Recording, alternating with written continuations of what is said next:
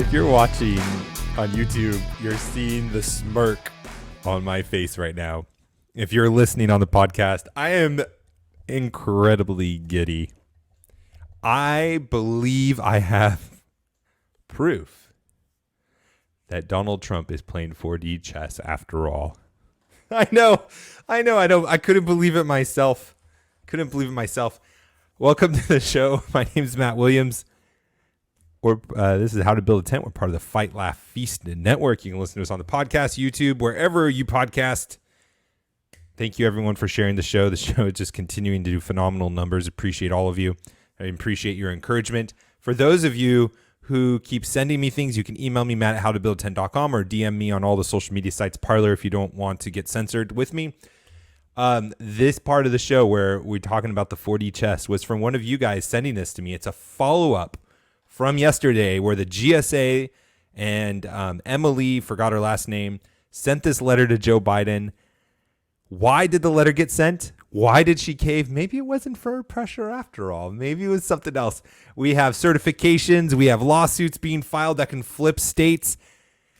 And we have some more. As of hearing this today, I'm recording this the day before, but Sidney Powell said that she is going to be dropping a lawsuit in Georgia regarding the Kraken and the Dominion servers and all that stuff. So I'm looking forward to reading that kind of thing, or reading those different allegations that they have, those kinds of things. I guess I should be more specific than that. Please go over to flfnetwork.com, put an HTBT in the memo field, help support us, keep us on platformed.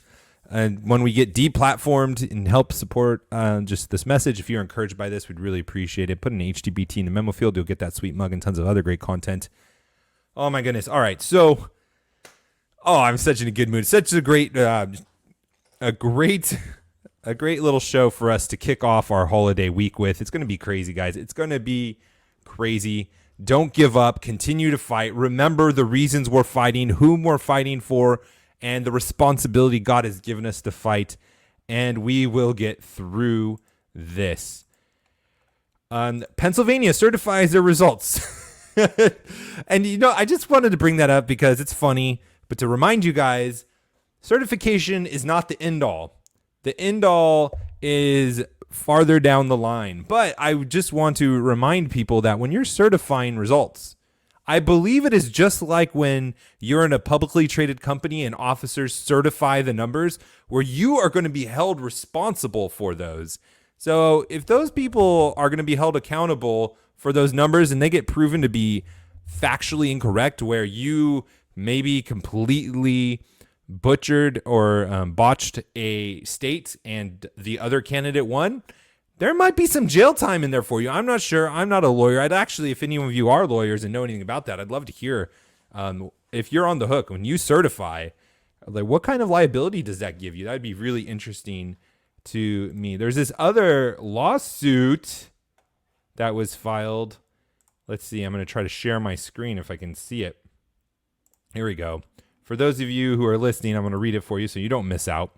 Group files emergency petition in Wisconsin after finding 150,000 potential fraudulent ballots.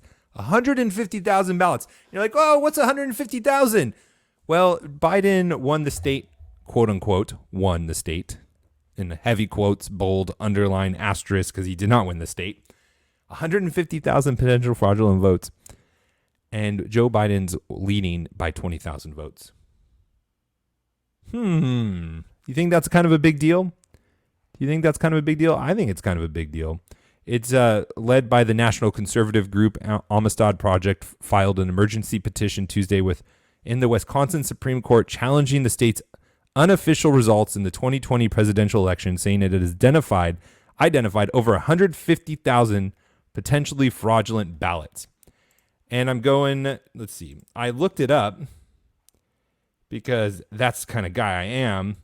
I'm just scrolling through it right now. Let's see, it's this funky Trump petition. There we go. Confirming, you can see it. There it is. Wisconsin, November 23rd. This is fresh, hot off the presses. And this is an interesting one, guys.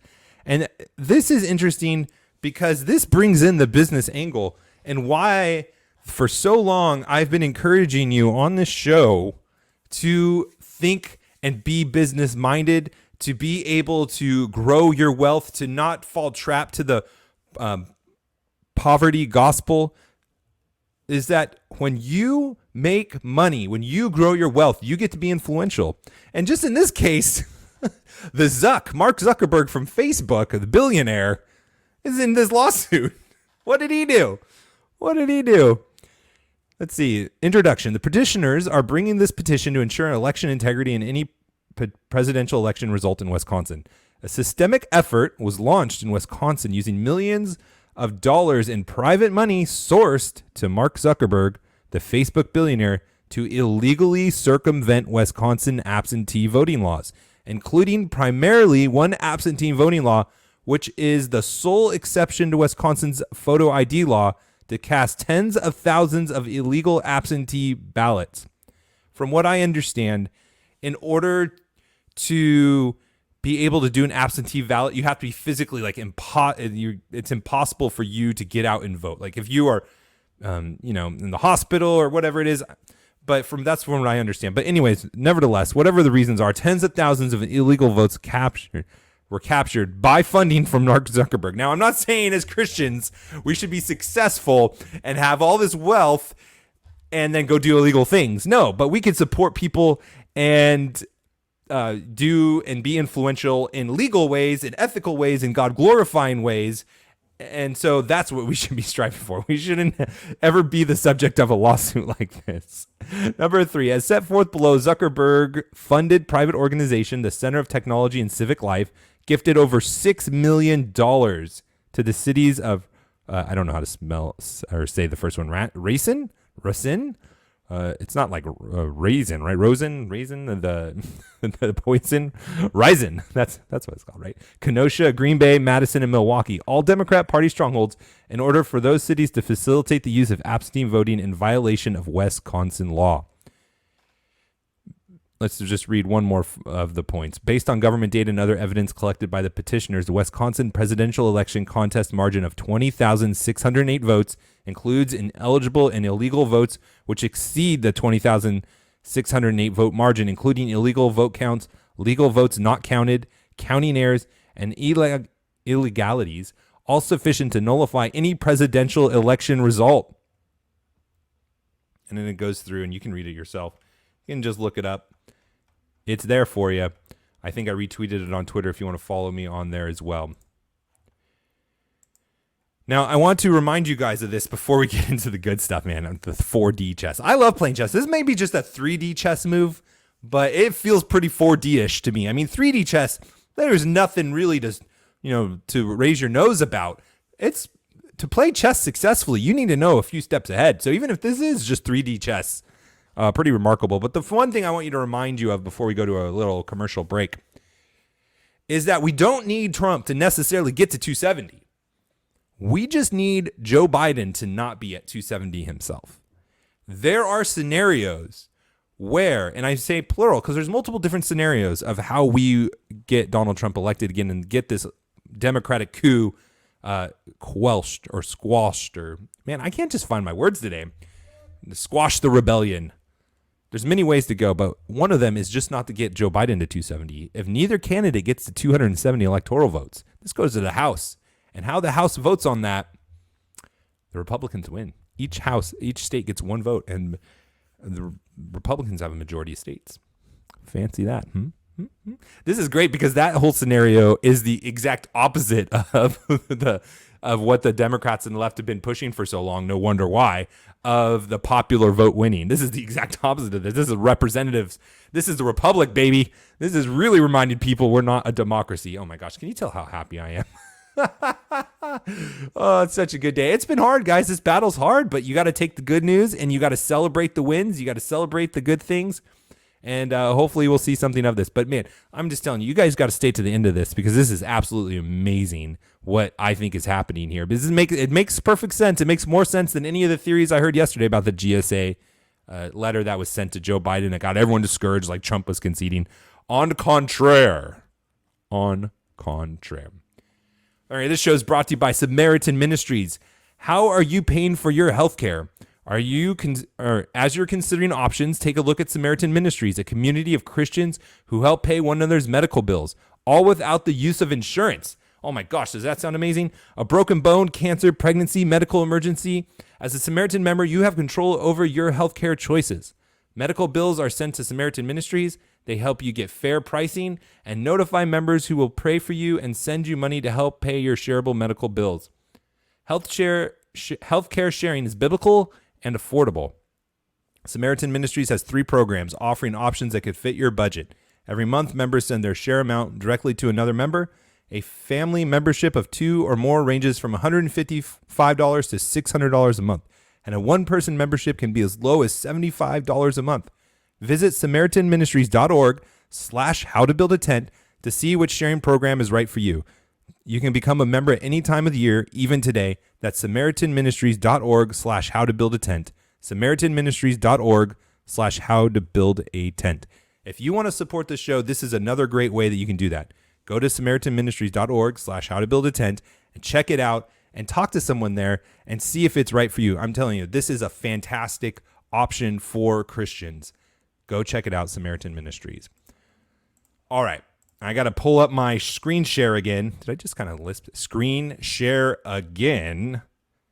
I want to first show you the letter from, let's see, what was her name? Emily Murphy. That was her name. And that was here. No, that's not it. One more time. Sorry. It's this weird funky one. This is what it said, guys. At the very end of the letter, you can go Google it yourself. And then I'm going to show you from the official record of Congress.gov of what they're referencing. At the very end of the letter, she says this. Emily Murphy says this. Why does she need to remind Joe Biden, I wonder? I remind you that Section 6 of the Act imposing reporting requirements on you as a condition for receiving services and funds from the GSA. I remind you that Section 6 of the Act imposes reporting requirements on you as a condition for receiving services and funds from the GSA. So what is it saying? Well, there's this section of this Act where you have to report certain things. What can they be? In unrelated news, which is really related, Joe Biden has actually been in hot water by anyone who pays attention besides the mainstream news of late with some China ties and some Ukraine ties, specifically with his son. If you remember on Tucker Carlson, there was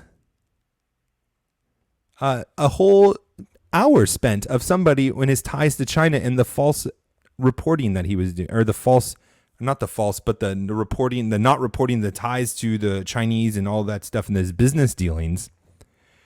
Well, look at this. This is the Section 6 that the GSA is referring to. And what you have to report, a description of the contents. The ethics plan shall include at a minimum a description of ethics requirements that will apply to all the members of the transition team, including any specific requirement for transition team members who have access to non-public or classified information. A description of how the transition team will address the role on the transition team of lobbyists registered under the Lobbying Disclosure Act, because if you're a lobbyist, you have to register. Individuals who were former lobbyists registered under the Act. Persons registered under the Foreign Agents Registration Act. Foreign nationals and other foreign agents. Prohibit a transition team member with conflicts of interest similar to those applicable to federal employees under Section 2635, whatever that is, and Section blah, blah, blah. The Code of Federal Regulations related to current or formal employment, affiliations, clients, investments, or working on particular matters involving specific parties that affect the interests of such members, and address how the covered eligible candidate will address his or own conflicts of interest during a presidential term. if the covered eligible candidate becomes the president-elect. Why do you need to remind Joe Biden of this? Section 6. If you want any money and start this transition process, you're going to have to disclose all of these relationships that the media's been hiding, that he's been hiding, and most importantly, Donald Trump knows. He knows because it was on Fox News. He watches Fox News. He knows because he's the president of the United States. And not all of them are hiding all the information from him. He knows some things.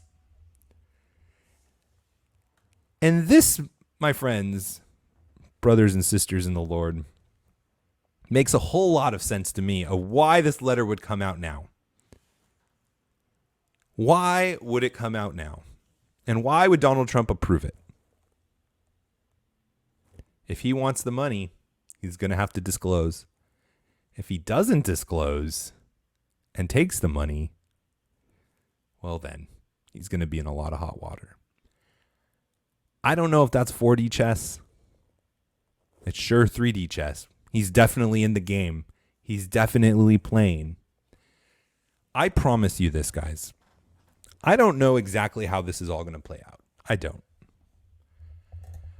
But there is 1,000 moving parts behind the scene that is contrary to the narrative that you're hearing, that is going on, that is impacting the future of this country. And that's one of the most important reasons we need to pray, because God is in control and he does know. And so we need to faithfully be petitioning him to save our country and repenting ourselves. But remember, this whole narrative and what we're hearing about this story and this election, it's like the ocean. There's a current, a rip current above that's taking you another direction. There's streams underneath. There's a whole bunch of ocean life and activity happening underneath. That's what's happening. There's this rip current pulling you away from where you want to be. And that's the propaganda, news, and media. But then underneath the top current is all this ocean life and all these different things that you don't see from the beach. And that's where we're at. We're at the beach looking at the ocean saying, what the heck is going on? But Trump's no dummy. I promise you that. He may talk like a construction worker, but he doesn't get to where he's at by being stupid. Not that construction workers are stupid. My family's construction workers. That's not the point. But that's some good news for you. Bring that up to your liberals that you're going to be celebrating Thanksgiving with. If they give it out of their house from their lockdowns and they brave the coronavirus. I'm going to try to do shows the rest of this week, even though on Thanksgiving Friday, give you guys some more stuff. If I hear it, I'm sure there's things going to be breaking. If you don't listen until next week, I hope you guys have a great Thanksgiving. Spend time celebrating and rejoicing in what the Lord has given us. One of the most important things for us in this battle to remember is to have a heart of thankfulness, to have one of our weapons, worship and praising God. You have to be thankful. So take this time to be thankful from where we are, thankful that we have an opportunity to even fight for freedom in this country, thankful that we have an opportunity to be in the struggle at all, and that we have technology and means to encourage each other. And we'll regroup and talk to you next time.